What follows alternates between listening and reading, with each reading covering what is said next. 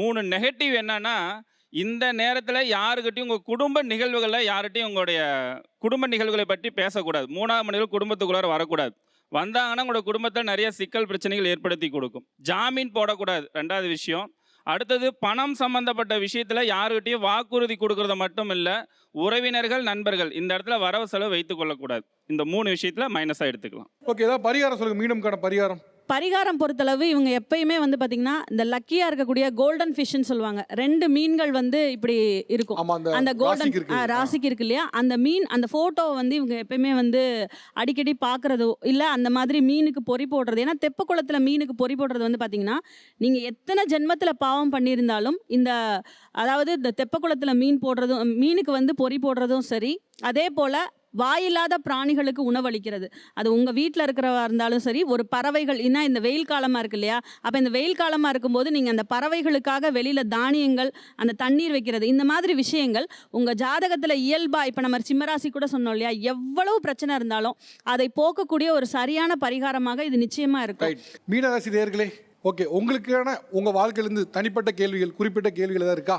Government எக்ஸாமுக்கு எழுதி maximum நல்ல மார்க் ஸ்கோர் பண்ணி ரிசல்ட் மட்டும் வரணும். வெயிட் பண்ணிட்டு இருக்கேன். இப்போ தான் ஒரு லாஸ்ட் வீக் தான் லாஸ்ட் செஷனோட மார்க் கூட வந்துச்சு. இந்த இயர் வேலை கிடைச்சிரும். 18 மார்க் கம்மியாச்சா? இல்லை சார், நான் 4 செஷன் முடிச்சிருக்கேன். ஒன்னொன்னுலையும் தனித்தனி மார்க்கு இருக்கு சார். ஏன்னு கேட்டிங்கன்னா, இப்போ நீங்கள் எழுதுறது வந்து அவ்வளோ வீக்கான டைம். ஆனால் மே மாதத்துக்கு மேலே எழுதுகிற பரீட்சையில் கட்டாயம் வெற்றி பெறுவீங்க. ஏன்னா ஜஸ்ட்டு சின்ன மிஸ்டேக்கில் போகிறதுக்கு இல்லை வாய்ப்பு சார், இருக்கு. இப்போ நான் எழுதிட்டேன். அந்த ரிசல்ட் ஒருவேளை மேலே வந்தால் எனக்கு வேலை கிடைச்சிருமா? அப்படி இல்லை, மேலே எழுதுகிற பரீட்சை தான் வேலை கிடைக்கும்.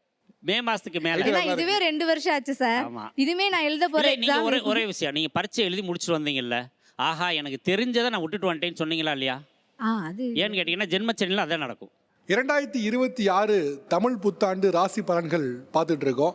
இந்த நிகழ்வில் நம்மோட ஒரு சிறப்பு விருந்தினர் இணைய இருக்கிறாரு, யதார்த்த ஜோதிடர் திரு செல்வி அவர்கள். எல்லாருக்கும் வணக்கம். வணக்கம் சார். வணக்கம் வணக்கம். இப்போ என்னன்னா, எல்லா ராசிகளுக்கும் மார்க் போட்டிருக்காங்க. அது இங்கே வந்து மெஜாரிட்டி வந்துருக்கும்ல, மெஜாரிட்டி வச்சு மார்க் போட்டிருக்கு. கும்பமும் சிம்மம் தான் லீஸ்ட் மார்க்காக இருக்குது. ஃபஸ்ட்டு கும்பம் போயிடலாம். கும்பத்திற்கு ஒரே ஒரு மார்க் தான் கிடச்சிருக்கு. கும்பத்திற்கு எப்படி இருக்கும், உங்களுடைய கணிப்பு என்ன? ஆக்சுவலாக கும்பத்துக்கு வந்து அவங்க குரு 6ல் வரனால சொல்லலாம். பட்டு கும்பத்துக்கு வந்து இந்த டைமில் தொழிலே இல்லாதவங்களுக்கெல்லாம் தொழில் கிடைக்கும். அதுதான் இந்த வருஷம் வரப்போகிறது. ஹெல்த் மட்டும்தான் கொஞ்சம் பார்த்துக்கணும்.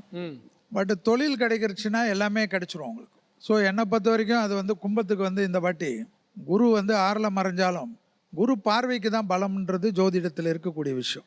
ஜென்மத்தில் ராகு இருக்கிறது வேணும்னா டிப்ரெஷன் கொடுக்கலாம். டிப்ரெஷன் இன்றைக்கி வந்து 100க்கு 98 பேருக்கு இருக்குது. ஆனால் வேலை வாய்ப்புகளில் ஃபஸ்ட்டு வரக்கூடியது வந்து என்னை பொறுத்த வரைக்கும் கும்பம் தான். கும்பத்துக்கு வந்து இந்த காலத்தில் இந்த கடன் அமைப்பு, விரோதிகள் விஷயத்தில் கொஞ்சம் கவனமாக இருக்கணும். ஃபோனில் பேசுகிறச்ச கொஞ்சம் கேர்ஃபுல்லாக இருக்கணும். 2ஆம் இடத்தை வேறு குரு பார்க்க போகிறார். ஸோ நிறைய நல்ல விஷயம்லாம் நடக்கும்.